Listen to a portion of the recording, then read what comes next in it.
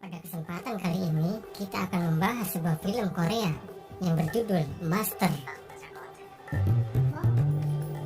Film Master ini menceritakan tentang bagaimana usaha seorang detektif dan hacker menangkap penjahat sekaligus penipu yang cerdik karena selalu lepas dari jeratan hukum, selalu berhasil kabur, dan selalu mempunyai cara agar polisi kehilangan jejak. Tanpa basa-basi lagi, langsung saja kita simak alur ceritanya.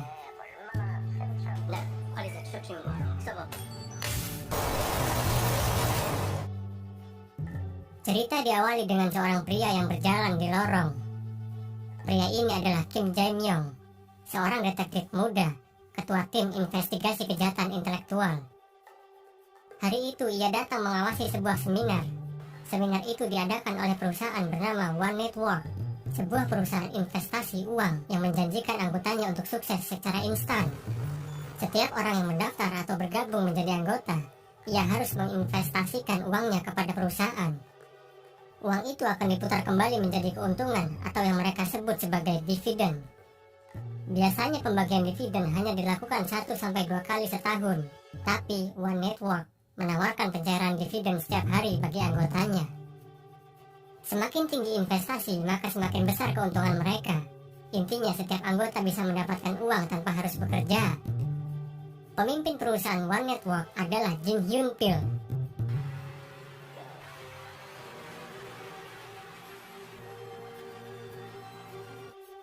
Di situ ia terlihat sedang melakukan seminar yang meyakinkan peserta untuk investasi.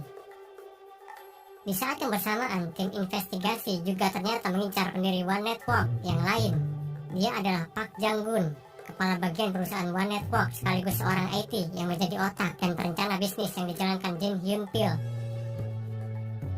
Di tengah seminar, Jang-gun diteror oleh sebuah SMS tanpa nama, namun ia mengabaikan SMS tersebut.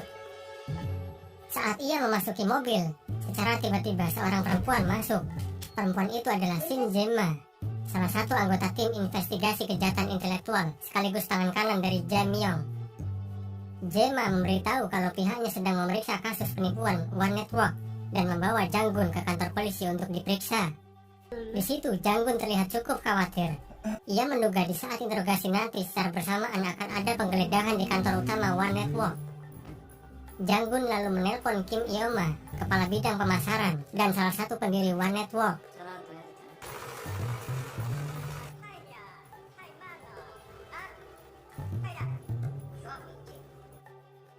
Jang-gun diam-diam memberi kode pertahanan lewat ucapannya.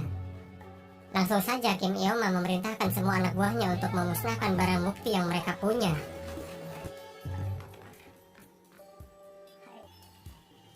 Di sisi lain, Hyun Pil sedang melakukan negosiasi dengan Han Sang-guk.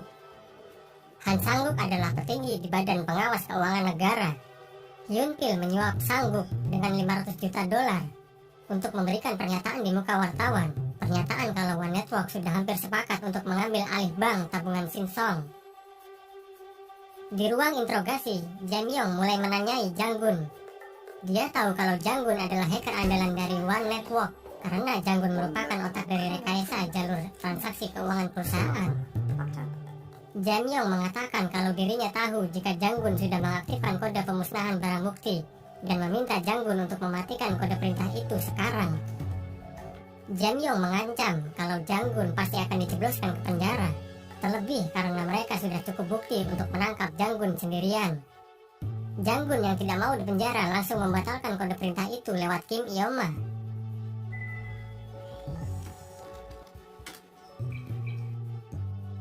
Jae-myung menawarkan Jang-gun untuk bekerja sama dengan kepolisian. Ia hanya ingin Jang-gun memberitahu di mana lokasi ruang komputer rahasia One Network berada. Selain itu juga, ia ingin Jang-gun menyerahkan pembukuan berisi nama elit politik yang menaungi bisnis penipuan tersebut. Sebagai imbalan, Jang-gun tidak akan dijebloskan ke penjara. Karena tertekan, Jang-gun lalu menyetujui tawaran itu. Jang-gun lalu pulang dari kantor polisi itu dengan bingung. Pasalnya ia berbohong dengan kedua partnernya. Jika Hyun Pil tahu, maka ia akan dibunuh. Tidak ada pilihan lain, ia pun lalu mengakali mobilnya.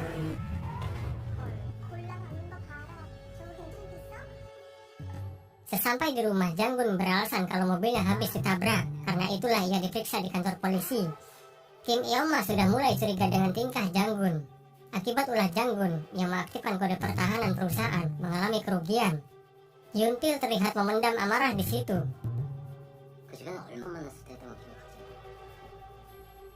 Malam itu juga, Jang-gun pergi ke suatu tempat. Ia sempat mengelabui polisi yang memata-matai kantornya.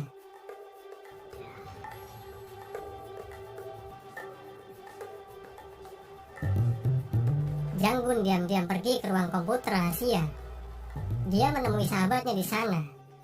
Pria ini adalah Han Kyung-nam, hacker andalan kedua dari One Network, sahabat dan tangan kanan dari Jang-gun. Jang-gun mengatakan kalau modus penipuan One Network sudah ketahuan, cepat atau lambat mereka akan ditangkap. Mereka akan memihak kepolisian untuk menangkap Yun-pil. Selain itu, mereka juga tidak ingin rugi. Jang-gun memiliki ide untuk meretas rekening Yun-pil dan mengambil sedikit uang. Cukup mengambil 50 miliar dolar dari saldo ratusan miliar yang Yun-pil punya. Uang itu akan ia gunakan untuk modal hidup mereka nanti. Dengan syarat mereka jangan sampai ketahuan oleh Yun-pil dan kepolisian. Kalau tidak, mereka akan dibunuh atau dimasukkan ke penjara.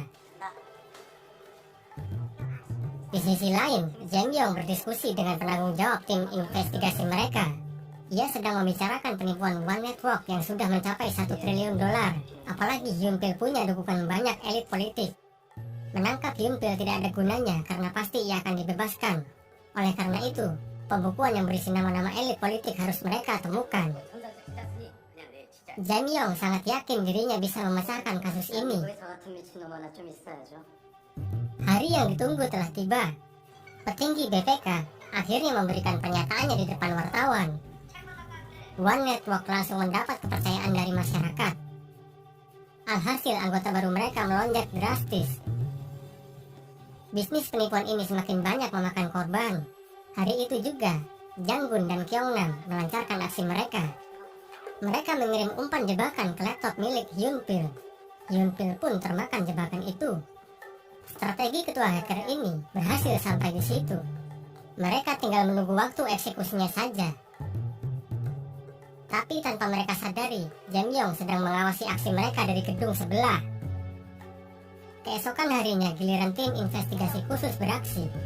Han Sang-guk dari BPK, mereka tangkap sebagai umpan. Mereka ingin Yun-pil menggunakan pembukuannya untuk membebaskan Sang-guk. Jae-myung dan timnya menjemput Jang-gun secara paksa. Mereka ternyata mengikuti Jang-gun kemarin. Mereka telah menemukan lokasi ruang komputer rahasia One Network. Di situ Jang-gun merasa tertekan. Jae-myung menyuruh Jang-gun untuk menjadi mata-mata kepolisian dengan menggunakan kamera dan penyadap suara. Mereka ingin Jang-gun untuk mengikuti Yun-pil. Kali ini, Jae-myung ingin tahu di mana letak pembukuan itu disimpan. Jang-gun melaksanakan tugasnya dengan baik. Tim investigasi memantau dari kejauhan apa yang Yun-pil lakukan. Hari itu mereka berhasil menemukan ruang tersembunyi tempat pembukuan elit politik itu berada. Namun di ruangan tersembunyi itu, Yun-pil mencurigai ada pengkhianat di One Network. Karena secara logika tidak mungkin petinggi BPK bisa ketahuan menerima suap.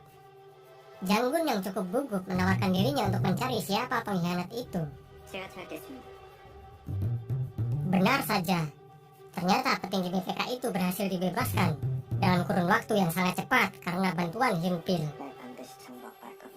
Malam itu Jae-myung memanggil Jang-gun ke kantornya.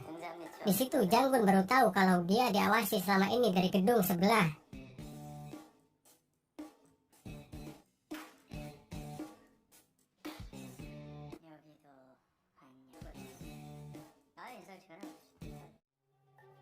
Jae-myung meminta kembali Jang-gun untuk mengambil pembukuannya Yun-pil di ruangan rahasia itu. Jang-gun mengatakan kalau Jae-myung sudah gila jika harus menyuruhnya. Resiko itu terlalu berat. Jang-gun bisa saja terbunuh jika ketahuan. Jae-myung tetap bersikeras. Jang-gun mau tidak mau harus melakukannya karena ia tahu hukuman mati di penjara juga menantinya. Besok pukul 8 pembukuan itu harus segera diserahkan.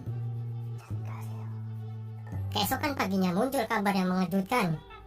Han Sang-guk, petinggi BPK, ditemukan tewas secara misterius. Amarah Jae-myung langsung meledak karena kasus ini memakan korban. Tanpa pikir panjang, Jamyong langsung menuju ke kediaman Hyunpil. Ia memerintahkan timnya untuk melakukan penyergapan tanpa perlu surat perintah. Di sisi lain, Janggun pun semakin panik. Janggun sudah tahu kalau sebenarnya Hyunpil tahu dirinya yang berkhianat. Hyunpil pasti akan membunuh ia juga. Maka sebelum itu terjadi, lebih baik ia mengakui kalau dia adalah mata-mata.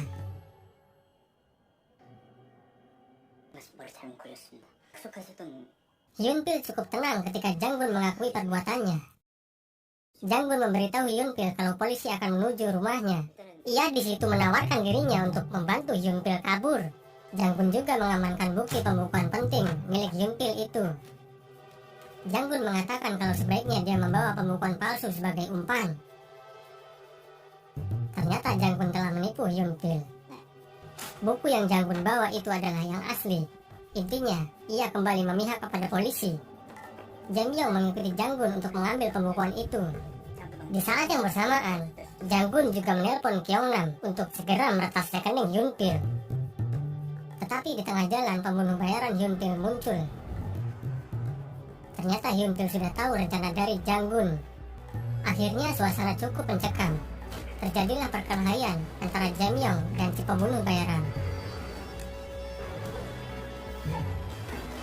Kemudian pembunuh bayaran itu berhasil membawa Janggun. Jamyong bersama timnya mengira buku yang dibawa Janggun juga palsu. Mereka langsung bergegas mengepung rumah Hyunpil. Penggeledahan dilakukan sampai ruang rahasia itu. Namun mereka tidak berhasil menemukan Hyunpil dan bukti apa-apa. Di tempat lain, polisi juga menggeledah ruang komputer tempat Kyeongnam berada. Kyeongnam panik, langsung menyempatkan dirinya meretas 50 miliar dolar sesuai rencana. Tetapi ia terkejut karena saldo rekening Hyunpil tiba-tiba sudah menjadi nol. Rencana kedua hacker ini gagal total. Kyeongnam hanya bisa melarikan diri dari kejaran polisi. Melihat dari kejauhan, muncul sesosok pembunuh bayaran baru. Ia memukul satu orang polisi yang sedang berjaga, dan polisi itu langsung tidak sadarkan diri. Di sisi lain, mobil Janggun berhasil ditemukan. Janggun juga ditemukan tidak sadarkan diri dengan bersimbah darah. Jamyong yang sedang berusaha menghentikan pendarahan Janggun mendapat kabar kalau ruang komputer telah diledakkan dan ada yang menjadi korban. Pembunuh bayaran itu sukses meledakkan ruang komputer. Jamyong sangat merasa terpukul atas kejadian itu. Rencana yang bertahun-tahun ia susun telah gagal total. Hyunpil berhasil melarikan diri bersama Kim Eoma dengan sebuah kapal kecil.